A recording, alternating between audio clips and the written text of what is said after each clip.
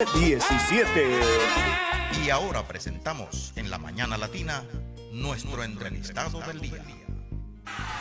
Bien, en este caso, nuestra entrevistada, la doctora Esther Santiago, médico gastroenteróloga en 2, acopista e internista. Vamos a hablar un poquito sobre salud, doctora. Es un placer que esté aquí una vez más con nosotros en el programa. Buenos días, Félix Guerra, Israel Veloz, un placer y gracias por la invitación a este tan prestigioso programa. Gracias. Habíamos dicho en la pasada que nos gustaría que fuera más seguido, porque las informaciones que nos trae son bien interesantes y educativas. Gracias. Doctora, ¿de qué podemos, qué tema? Hablando de temas, algo que salió recientemente sobre una situación que había, un problema que incluso yo me sentí como medio afectado. Virus estomacal.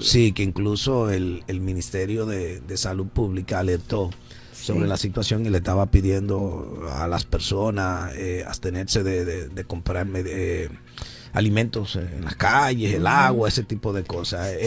¿Cómo podemos orientar a la persona sobre eso, doctora? Sí. Recientemente hubo una situación en Santo Domingo con unos pacientes que presentaron gastroenteritis aguda, una infección intestinal por bacterias. La paciente aparentemente tuvo complicaciones y falleció. Entonces eso fue una alerta pública realmente a nivel de la Sociedad de Gastroenterología. Ahí fue cuando se comenzó a hablar la posibilidad de que podía ser el virus carnívoro. Una bacteria come carne. Exacto. Se mencionó lo de la bacteria come carne. Tanto el Ministerio de Salud Pública como la Sociedad de Infectología y la Sociedad de Gastroenterología desmintieron esa posibilidad, ya que se le hicieron pruebas y no había indicios. Sin embargo, la paciente presentó síntomas al inicio gastrointestinales, diarrea abundante, cólicos, fiebre, hipotensión, hasta que la paciente fue realmente un cuadro séptico. Hizo una sepsis y falleció. La gastroenteritis aguda es una infección que en algunos casos puede ser leve, una diarrea que no es tan abundante, cólicos, y en algunos casos puede ser desaparecer rápidamente, pero en otros casos puede complicar al paciente y complicar otros órganos, porque la deshidratación severa puede provocar que el paciente tenga falla cardíaca, que el paciente presente hipotensión y el paciente puede morir, pero no siempre es así. O sea, lo más importante es que el paciente y la comunidad entienda que ante cualquier alarma o alerta o síntoma digestivo acuda a un centro de salud para recibir las atenciones adecuadas y no se automedique y no se quede en sus casas tomando medicamentos que le recetan los agua con limón caseros, sí. Porque generalmente en algunos casos, no siempre, comienzan a automedicarse. Me voy a tomar una agüita con limón, me voy a tomar un Prodón, y las cosas se van complicando en el proceso. Doctora, ¿cuáles son los casos más frecuentes que usted logra detectar en su consulta como médico gastroenterólogo? Sí, los casos más frecuentes que yo recibo son por gastritis, esteatosis hepática, enfermedad por reflujo gastroesofágico, la enfermedad de diarreicas agudas, gastroenteritis agudas, y también en algunos casos pancreatitis y enfermedades de la vesícula, colelitiasis, colecistitis. Eso es lo que uno más ve en la consulta, pero principalmente lo que es más frecuente son las gastritis. Que normalmente me gusta siempre saber cuando he ido al médico a chequearme, las pocas veces que los hombres vamos al médico, yo siempre pregunto, ¿qué me provoca esta situación? Entonces, en el caso de esa gastritis, que son las que son más comunes, ¿cuáles son los factores que más provocan este tipo de situación? Excelente pregunta. Las principales causas de gastritis están los AINES, que son los medicamentos antiinflamatorios no esteroideos, que la comunidad tiene acceso muy fácilmente, como es lo que es el diclofenac, la aspirina, el ibuprofeno, el naproxeno, esos tipos de medicamentos. Están también el alcohol, una de las principales causas de gastritis, el tabaco y la alimentación no saludable, que una alimentación abundante de grasas, cítricos, picantes, y también aquellos pacientes que no tienen un control y un hábito saludable, un horario de alimentación, o sea, que pasan a horas prolongadas de ayuno, comen a cualquier hora y no tienen como un protocolo, una organización para su alimentación. Y el hecho de que comen a cualquier hora es que hoy comieron a las 12, mañana comen a las 2, después a las 4 de la tarde, hoy comieron a las 11 de la mañana, o sea, no hay un horario. No hay un horario si ya tú tienes por costumbre comer a las 3 de la tarde y vuelvo repito, una costumbre, no habría problema, pero cuando es en horarios diferentes, eso es parte del problema. Es parte del problema, es una de las causas. Pero como ya le expliqué, los AINES, pacientes que se automedican, que toman me duele la espalda, un diclofenac, sin saber las consecuencias que esto puede causar en su organismo. Doctora, ¿usted cree que hay remedios caseros que la persona, porque la medicina convencional muchas veces los médicos no creen en el sobrebaje que la gente hace, de que un té de los 2 oréganos, un té de esto, un té de aquello? Usted como médico, yo me imagino que usted no cree mucho en eso. Realmente no es que no crea. Realmente no tienen una curación adecuada. Porque, por ejemplo, los pacientes, los alimentos pueden ser medicinales y se pueden utilizar, pero por sí solo no van a resolver el problema. Los pacientes me dicen, doctora, ¿usted permite que yo me tome la papa guayada? Yo le digo, tú lo puedes hacer, pero yo no te aseguro que eso va a ser la solución a tu problema. O sea que no recomiendo realmente esos tipos de brebajes, porque a veces traen otras consecuencias también, pueden descompensar al paciente. Me tomo el agüita de papa guayada, pero a veces no la lavan bien, licúan la papa sucia, entonces se mejoran, entre comillas, de una situación y empeoran otra. Sí. Producen una ameba, una giardia. Entonces dice, pero Dios mío, me tomé eso y eso no me solucionó, pero que eso no te iba a solucionar. Hay personas que por costumbre se toman un diente de ajo por la mañana. Sí. ¿Eso es beneficioso? ¿A qué nivel puede causarle algún problema? Mira, el ajo tiene propiedades medicinales. El ajo te puede controlar la presión arterial. El ajo tiene función antibacterial. Pero yo como especialista no le digo a un paciente, tómate un grano de ajo diario. Utilice el ajo para condimentar tus alimentos de forma controlada, porque a veces tú le dices un grano de ajo y se van a tomar 2 o 3. Sí. No, porque yo me voy a hacer. Para que haga efecto más rápido.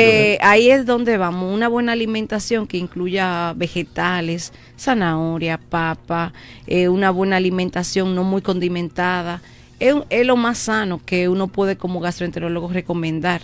Pero también que sea una dieta guiada por un profesional, porque claro, yo no me voy a poner a comer verdura todos los días porque todo en exceso hace daño. No. Entonces yo voy a dejar de consumir algunas proteínas o alguna vitamina porque solamente estoy comiendo de una cosa. De acuerdo. El Helicobacter, que la gente dice, porque hablamos de la ameba, que es complicada, claro, que pone a la gente, usted sabe, le da mareo de todo, una giardia, pero el Helicobacter, que la gente dice, wow, porque se aloja, se dice, en la pared de los intestinos. Es incómodo. El Helicobacter pylori logra a la gente curarse. Sí, la Helicobacter pylori es una bacteria gram negativa. Esa bacteria afecta lo que es el estómago, el intestino, puede causar inflamación, edema, el paciente puede, y incluso en el tiempo puede provocar cáncer de estómago, esa bacteria, si no se trata. Que es una de las principales causas por la que nosotros, los gastroenterólogos, tratamos y tenemos que erradicar esa bacteria, el Helicobacter pylori, que bastante frecuente es. Se dice que este parásito vive dentro de nosotros, o sea, no hay una forma de eliminarlo al 100%. Se elimina. Sí se puede eliminar a un 100%.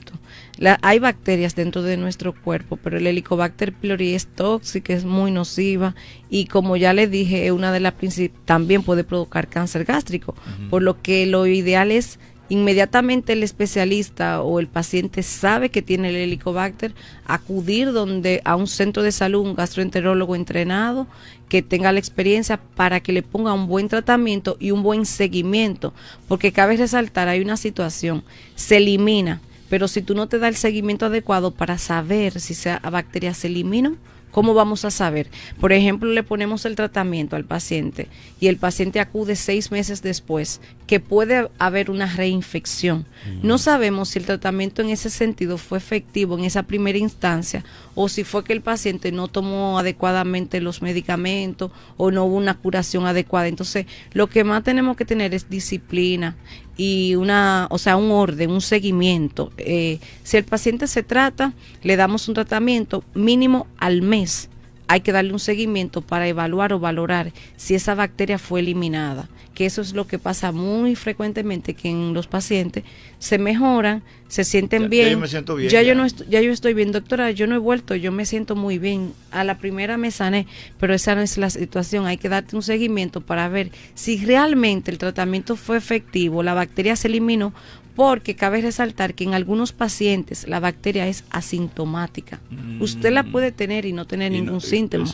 Y o sea que en algunos pacientes es asintomática y en otros sí produce síntomas. Doctora, saliendo de ese tema, ¿por qué es importante? ¿Qué es una colonoscopía? ¿Y por qué la persona, si procede, debe de hacerse el procedimiento del lugar? La colonoscopía es un estudio endoscópico que se utiliza para prevenir lo que es el cáncer de colon, cáncer colorectal, y también para diagnosticar y tratar diferentes tipos de enfermedades que se provocan en el intestino. La colonoscopía se realiza a través del ano, del recto. Se introduce un tubito fino con una camarita en la punta, en donde introducimos dicho endoscopio y podemos visualizar todo lo que es el tubo digestivo, el colon. Ahí podemos determinar o detectar lesiones premalignas, como son los pólipos, como son las lesiones, otras lesiones que no son malignas, pero que hay que tratarlas, como los divertículos, los hemangiomas y enfermedades inflamatorias propias del intestino. Ese es uno de los beneficios de la colonoscopía. ¿A qué edad todo paciente debe de hacerse una colonoscopía preventiva, como cribado o como screening? A los 40 años.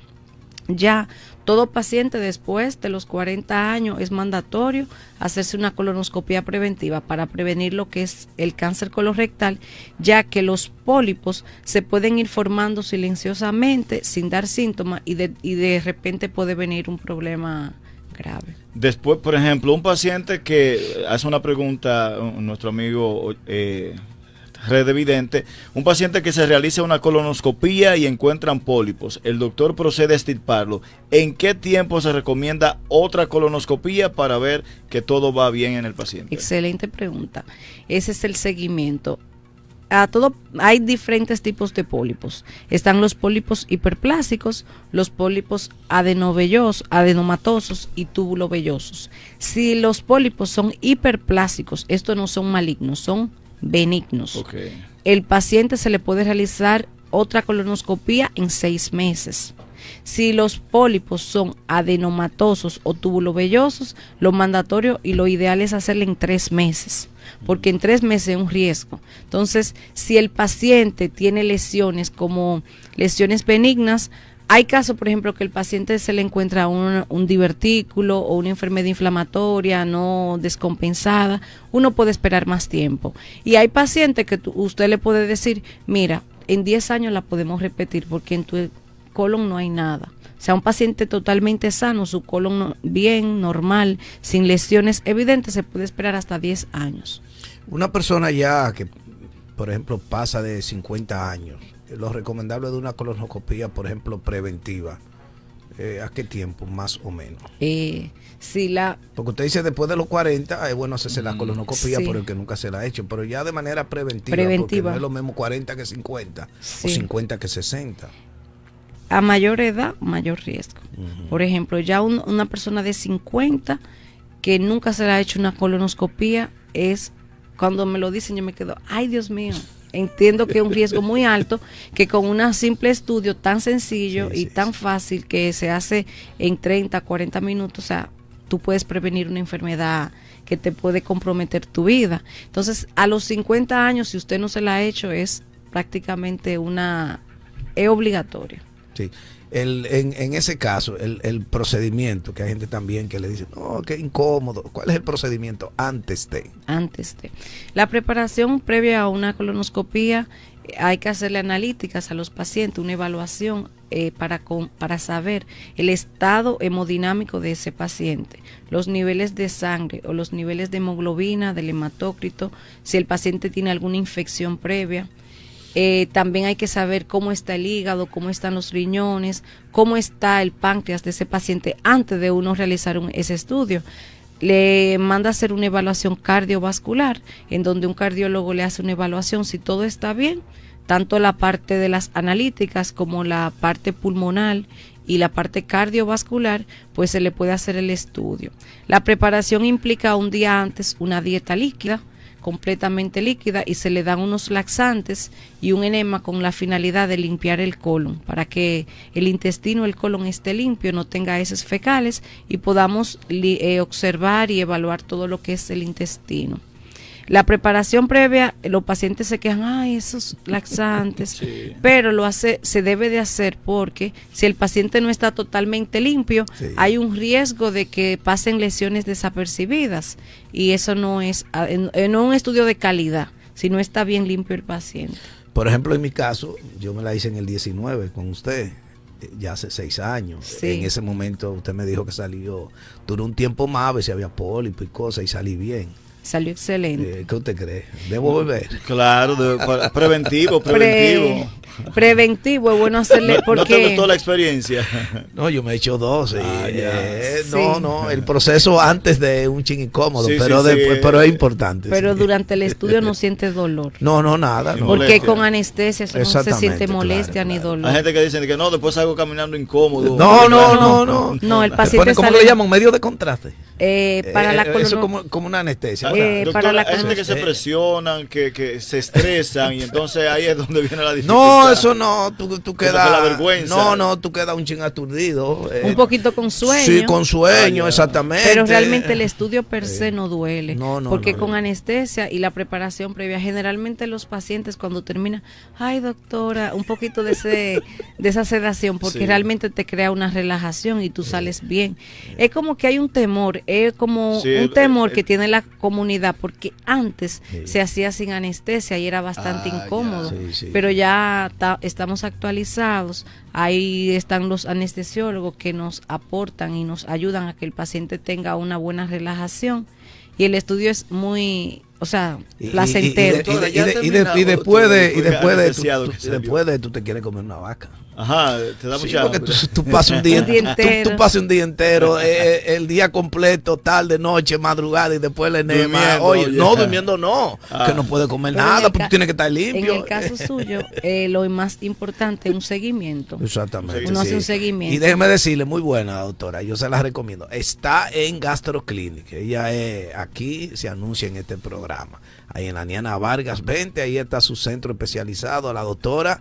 Y déjeme decirle una cosa, ya que me excusa doctora, pero los médicos son medio, o sea, que llegan tarde, dicen, la doctora ya. Puntual. Y si tiene estudios a las 6 de la mañana, yo creo que está ahí en el centro. Sí. O a las 7. A las 7. A las 7. O sea que la doctora con eso no se Mis lo digo porque pacientes yo. son mi prioridad, Sí, realmente. se lo digo porque eso ella va. estaba en el Polibón cuando yo me la hice y yo llegué a las 7 de la mañana y no, mira. Hablando de... Fui con mi hija por si acaso, eso me dijo la doctora, pero después que yo me quedo como 10 o 15 minutos y me fui para mi casa manejando porque vivo cerca y ella me dijo, no debiste porque debiste No, ir no con se alguien, puede. porque- Siempre le Sí, decimos a los sí. pacientes que deben ir acompañados, porque un riesgo manejando después del estudio no es exacto, recomendable. Se duerme ahí.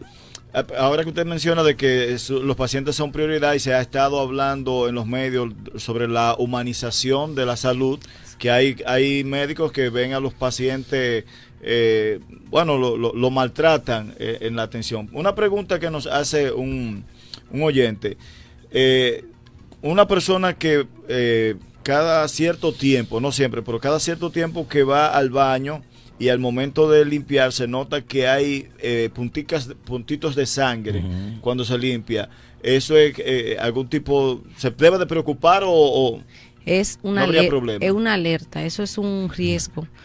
Esa persona debe ir donde un especialista, un gastroenterólogo, porque puede estar presentando hemorroides, divertículos o pólipos que de repente pueden desencadenar a un cáncer. O sea que es una alerta. Tienen que tener mucho cuidado con esos síntomas repetitivos y persistentes, porque le puede traer problemas severos y serios a su salud. Bueno, doctora, finalmente nos gustaría saber, porque yo sé que las mujeres se quieren poner mami, como dicen, claro, bella. Entonces usted también es experta en la colocación del balón gástrico, porque muchas mujeres se lo ponen y después como que vuelven a tener su librita. Dele un consejito a esas mujeres que se quieren poner mami, pero que entonces después no controlan la boca. Sí. El balón gástrico es una de las principales ahora mismo vanguardia para lo que es el control de peso. Es un dispositivo que se coloca a través de la endoscopia digestiva. Se infla un globito dentro del estómago para que el paciente, un balón, para que el paciente sienta saciedad, se sienta lleno. Entonces, ¿qué pasa? Ya un 85% del espacio del estómago está ocupado por dicho balón. Eso hace que el paciente no pueda consumir grandes cantidades de comida.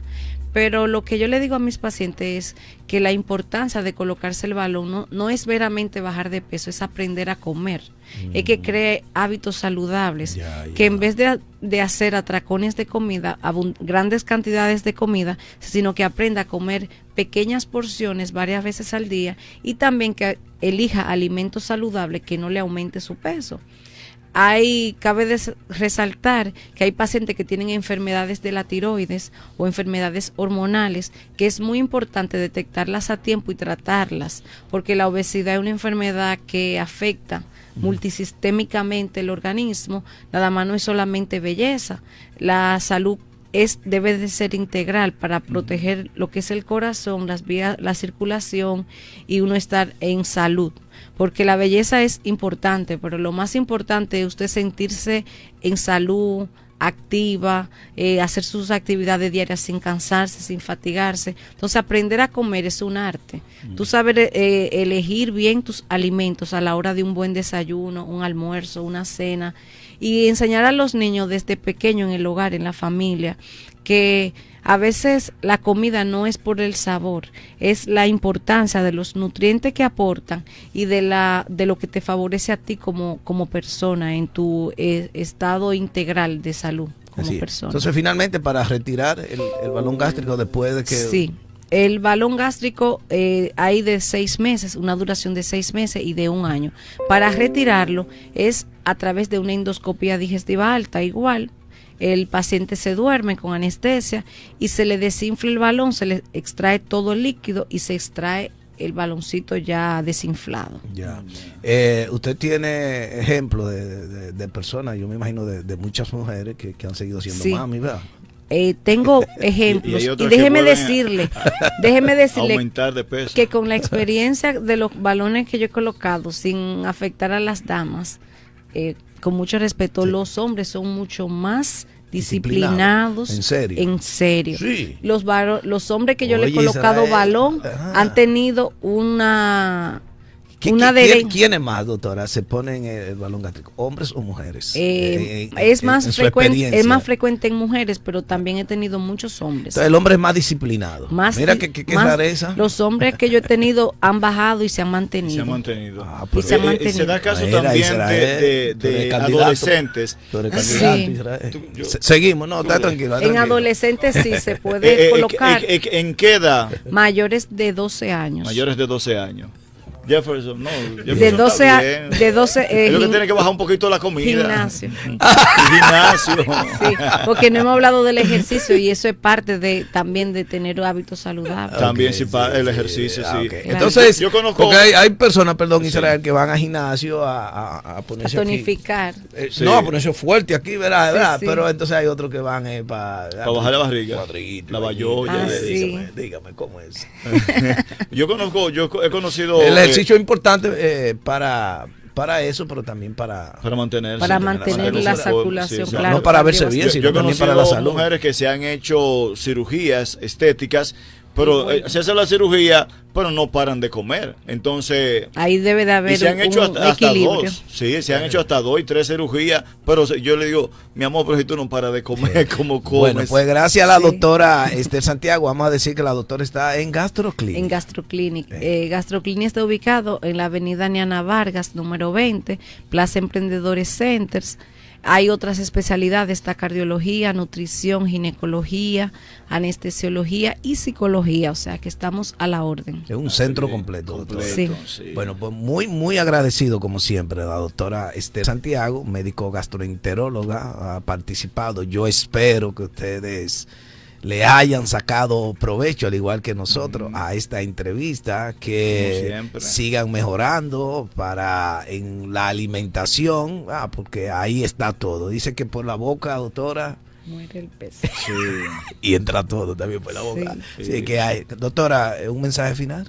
Un mensaje final a la comunidad de Bonao es que dentro de las recomendaciones gastroenterológicas que damos es tener hábitos saludables, elegir alimentos beneficiosos, vegetales, frutas, carnes, huevos, mantener hábitos de ejercicio físico diarios y un buen descanso, que eso implica también que la parte intestinal y gastrointestinal esté estable y tenga más bienestar la persona. Y que no se automediquen, que acudan donde los especialistas entrenados para tener una mejor salud digestiva. Y un traguito social.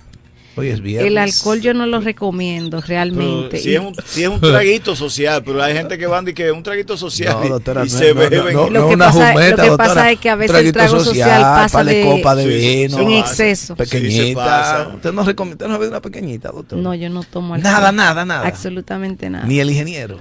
El ingeniero ocasional, pero muy poca cantidad. Ese sí se lo toma social, pero esporádicamente. El café. Doctora. El vino sirve para la digestión.